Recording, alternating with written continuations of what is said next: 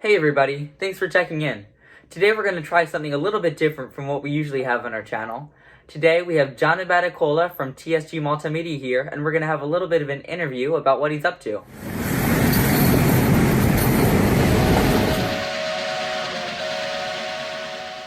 So you have TSG Multimedia, and how did that start? Because now you have 30 some odd subscribers on YouTube, and it's grown pretty big. So how did it start? Well, if you're talking about YouTube, the YouTube channel started out simply as a place for me to have trailers for the DVDs that I was Okay. making at the time. And if you look at the website now, tsgmultimedia.com, those trailers for the videos are Uh-huh. still hosted on YouTube. They're the Okay. original trailers that I uploaded to YouTube. So then I guess it started as like the business off of YouTube. Well, if you're asking when TSG Multimedia itself started, that was in 1998. Oh I wow. actually, Okay. yeah, I started TSG Multimedia because I live in Silicon Valley in Uh-huh. California, actually San Jose, which is so-called the capital of Silicon Valley. And at the time, there were a lot of high-tech companies here making a lot of money. Mhm. And they were actually basically throwing away the money because they were making so much, they didn't know what to do with it. Uh-huh. So a friend of mine actually worked at one called Netscape. I don't know if you remember Netscape or how many people watching remember Netscape, but she called me and said, "Hey, we need someone to make videos of all these meetings that we're having, and you want to do it?" So I did, and it was so lucrative at the time that I quit the job. Mhm. At the time, I was a Teamster filling vending machines, and I liked video since the 80s when I got my first video, camcorder. Mhm. And so it wasn't a hard decision. Around 2005, I did my first train related video. Mhm. That was Caltrain 2005. And it kind of just grew from there. Caltrain did so well that within a year, we were working on the second one, which was ACE, Stockton to San Jose, which is another commute line out here where I live. And, then we did several videos up at Roaring Camp, which is a well-known tourist attraction in the Bay Area, where they run, you know, turn of the 20th century logging and geared engines, Mhm. steam engines. It's a very cool place. Then we have another place out here called Niles Canyon, and in Niles Canyon, the Niles Canyon Railway runs, and they also have steam. Yeah. So I mean, it just kind of grew from there. And sometime around 2010, between 2010 and 2015, I had a friend whose channel went viral and just took off like a rocket. And somehow I realized that YouTube could be a legitimate source of revenue, Mhm. and kind of moved away from the DVDs and focused more on YouTube. And I kind of like YouTube because the feedback is more immediate Mhm. than if you do DVDs, when maybe if someone writes to you or they see you out eating somewhere, like, "Hey, aren't you that guy?" Absolutely. Yeah.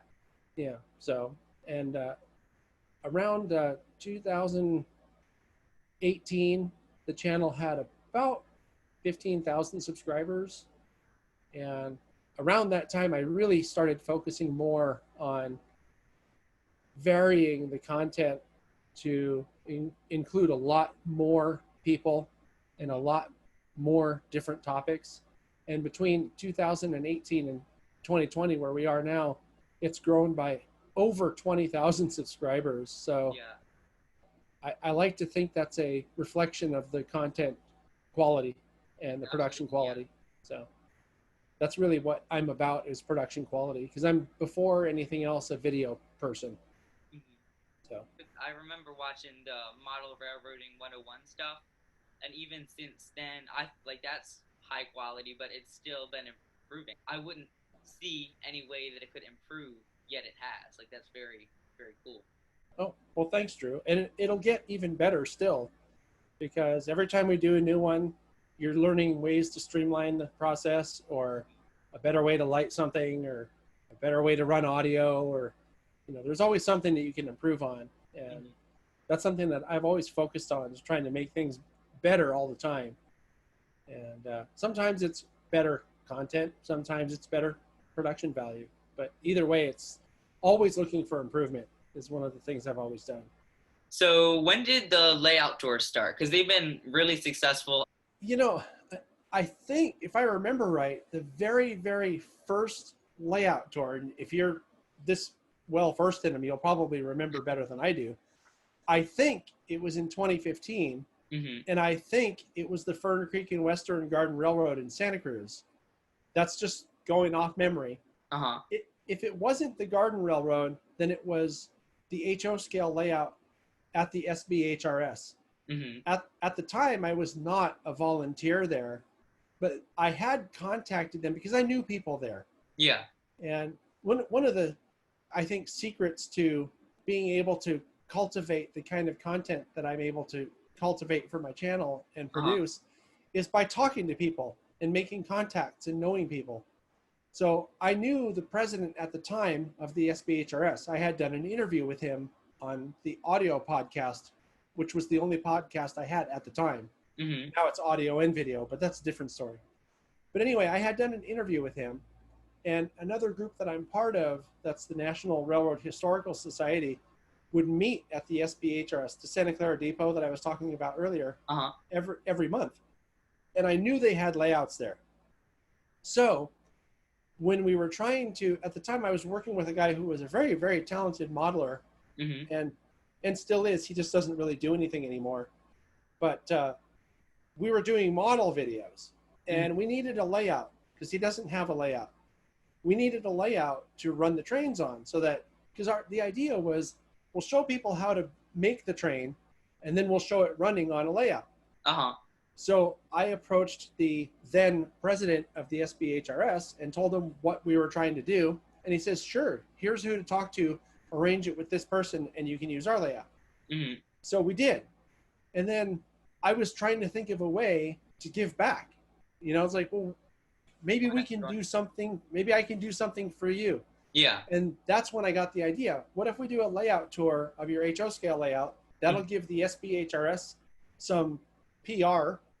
It would give me some content for the channel, and it would give them a chance maybe to even get some new members. And I think that's really how the layout tours started. Okay.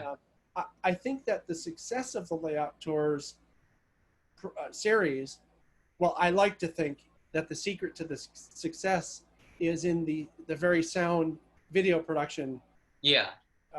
techniques, I guess, or approaches that I use to make them. Like, for example, I've seen videos on YouTube where it has a great thumbnail and it says layout tour and it sounds interesting. And then I click on it and all it is somebody with a phone going around, and it's shaky and it moves and it looks terrible. And it doesn't sound much better. Well, probably sounds about the same as how it looks, you know? Whereas if you're doing it, you know, more pro, you have a tripod, you have an actual camera, you know, video camera, you have audio equipment so that if somebody's presenting, you can actually hear what they're saying, you know, and then the years of editing experience that I have, you know, helps too, because there are ways to edit things to make it work better. Yeah. So I really think that the production value is the main reason why the layout tours are good. And I think also that it helps that I've been able to document some well-known layouts. You know, like, I don't know how familiar you are with it, Drew, but Jack Burgess's Yosemite Valley HO scale layout. Absolutely, yeah. Right, is a very well-known layout, really worldwide. I mean, Jack has gone to Australia to do talks. That's how well-known it is, and the guy's written hundreds of articles over the years. Well, being able to present that on my channel is like, you know, that's as good as it gets.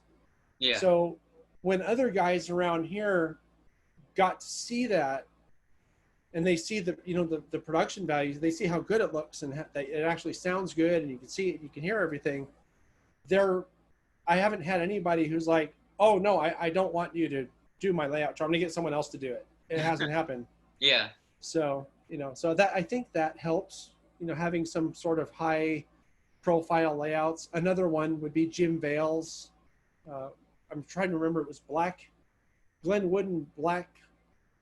I don't remember now, but it's a layout that was also featured in the Narrow Gauge and Short Line Gazette for years and years and years. Jim Vale wrote, again, hundreds of articles and basically used his layout to write these articles. Very well-known layout. Also did that one. So, if you're doing, I would imagine if John Allen, if his Gory and Defeated were still around, I may have even had a chance to do that one. Mm-hmm. So it's kind of flattering in a way. So, but I don't know. I enjoy it. Yeah. Have you ever considered doing a layout tour of like a live Steam club? Oh, sure. As a matter of fact, well, I mean, we don't have live Steam clubs per se, but in, I think it was 2019, and you can find this on my channel by searching for Live Steam Up 2019. I think that should get it to you. The Fern Creek and Western, which is that Garden Railroad I was just talking about a few minutes ago when I was trying to remember which layout tour was the first one I ever did. Mm-hmm. Well, I've been in these are friends of mine. These guys, it's owned by a guy named the property is owned by Eric, and then Trevor and Paul are the two main guys. There's another guy now, Charlie, who's also involved with this layout.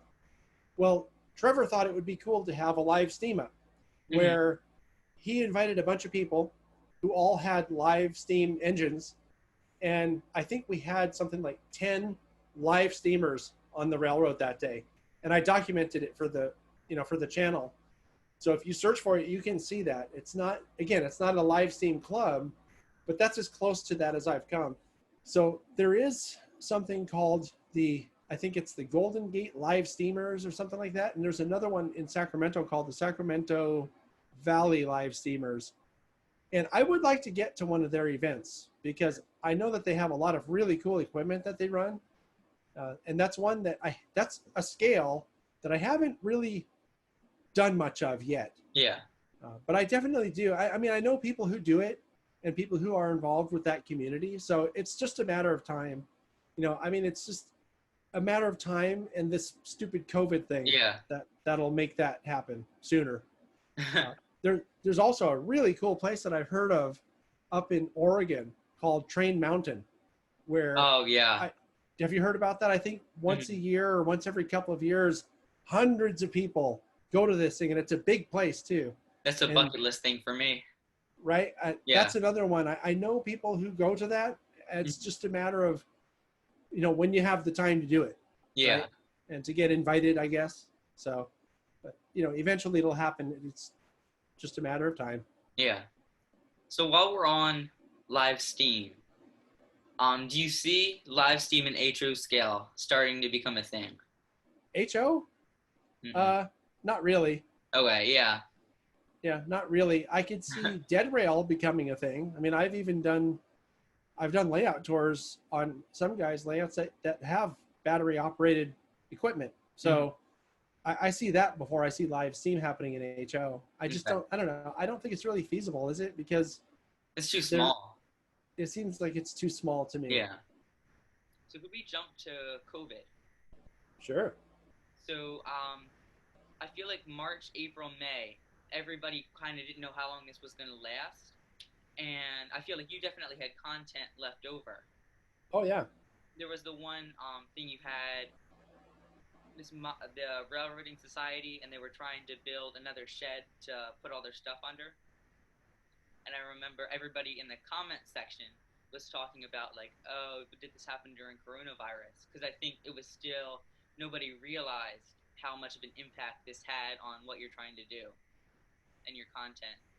Yeah, actually, COVID is a funny thing. Well, it's not funny. Ha ha funny. It's a strange thing. But I'm going to back up to 2019 because the secret to being able to continue pumping out the content in 2020 was the fact that I was extremely busy in 2019. I filmed enough stuff by the end of 2019. I had in my calendar here, which some people might find this interesting to know. I use a printed calendar for my production schedule. I don't know, maybe because I'm old or something. I don't feel old, but I had enough stuff already, what we call in the can, Mm-hmm. which is stuff that's already captured, just needs to be edited, or stuff that's even already edited too, Yeah. to last up through June of Wow. 2020 because of how busy I was in 2019. Mm-hmm. So the only programs I was really having to produce sort of on a regular basis were the podcast programs. So for people who might not know, I do a monthly podcast. It comes out on the first Saturday of every month. And it's where I come on to the channel and talk about all the different kinds of things that I've been doing so that people know what to expect in the coming months.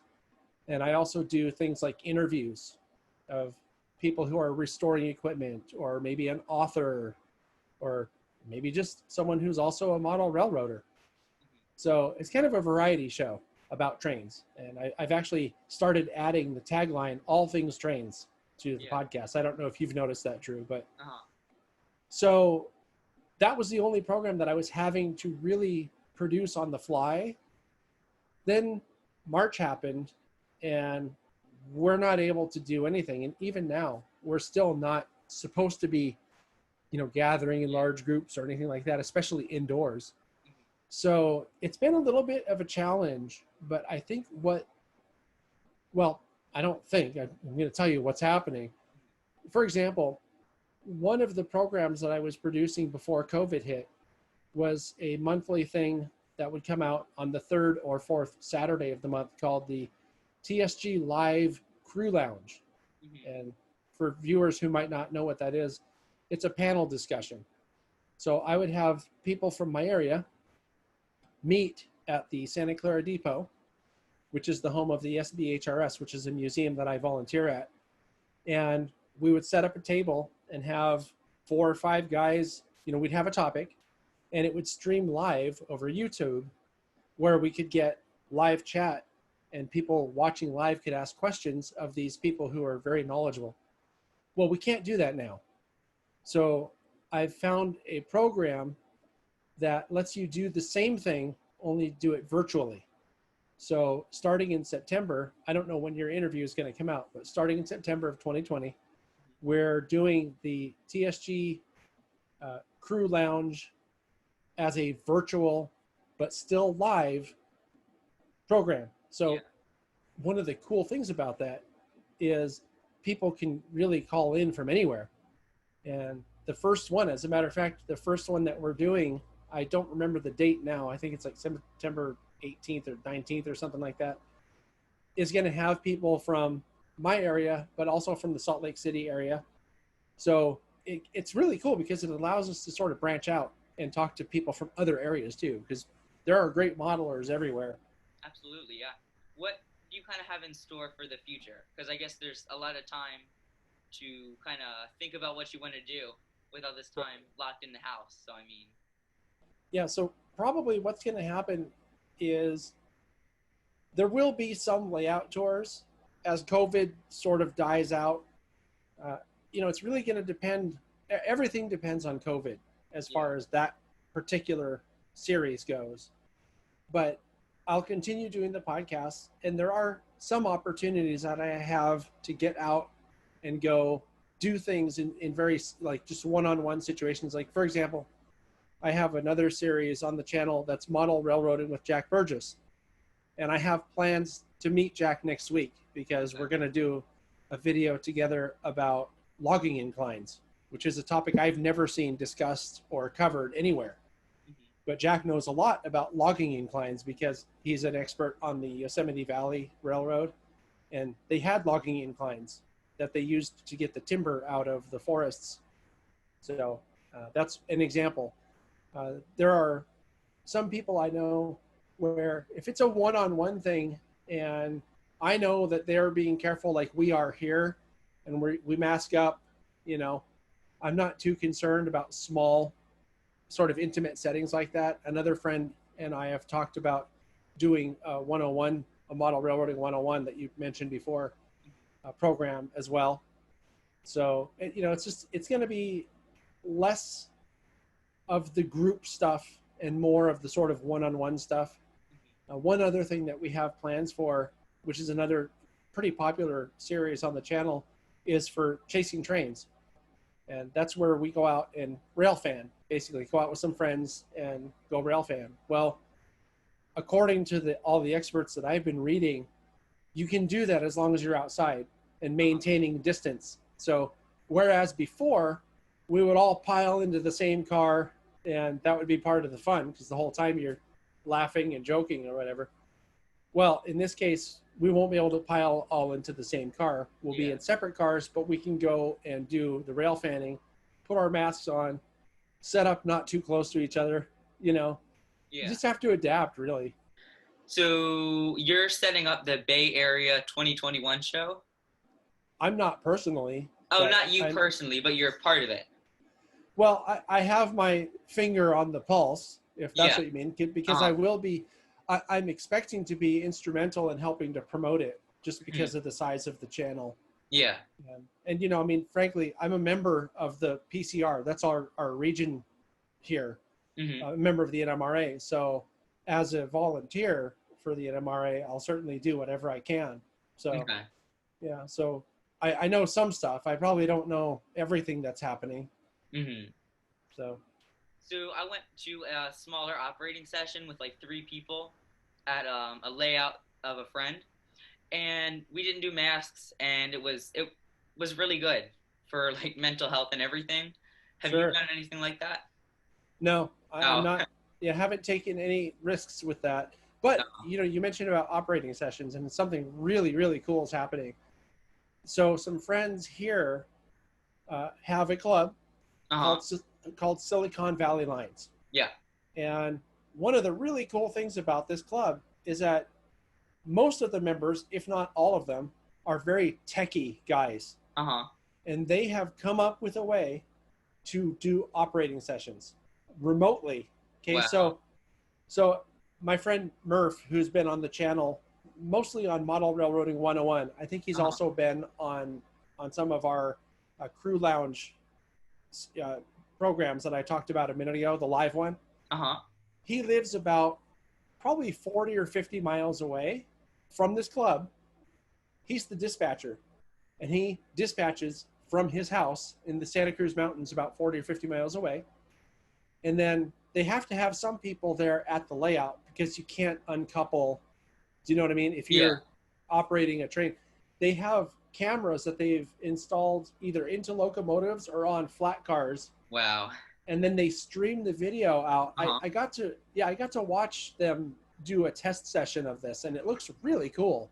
So one of the people that every Friday we go hiking, and that's our way to still socialize. We put our masks on and we go for a hike someplace, and it's with railroad friends basically. And one of the people who's on the hiking list is the president of the Silicon Valley Lions Club. And so he invited me to view their test session. And we're planning to do, I think, probably a Model Railroading 101 about that. I haven't decided which category it fits into yet because I don't know all the content of that program yet. But it's exciting though, because one, it'll be a chance to do something different, instead of just sitting here talking about what I've been doing. And the other thing is, I think that if enough people around the country can see what they're doing and apply it in their own setting, it's a way that people can still operate and still have fun without having to go and put themselves and put other people at risk from COVID by doing it remotely. So pretty excited about that one. I don't know how long it's going to take to get that one out. I'm still waiting on them to sort of finalize how they want to present it, but it'll be a good one. They have an NCE system at the club. And to be honest, I don't know that I'm techie enough to explain to you what they're doing, but it's all done through somehow computer interface or something. When the video comes out, it'll explain it all, I'm sure. Yeah. So, but what I hear these guys talking about it, and it just goes right over my head because they're talking about computer components and stuff. Another language. It is. I told them it's Greek. So, well, thanks for inviting me to be on your show. Cool. Thank you very much for coming. This is the first one. I'm hoping to do some more. I mean, we'll see how this one gets accepted. And thank you for coming. Oh, I should hold my hand up. That's a thumbs up and not one of the others. Oh, yeah. You just showed the whole hand. Right? Uh-huh. I should have done it over here. You're going to make me need to crop the video. Yeah, make it look like one of those. Yeah.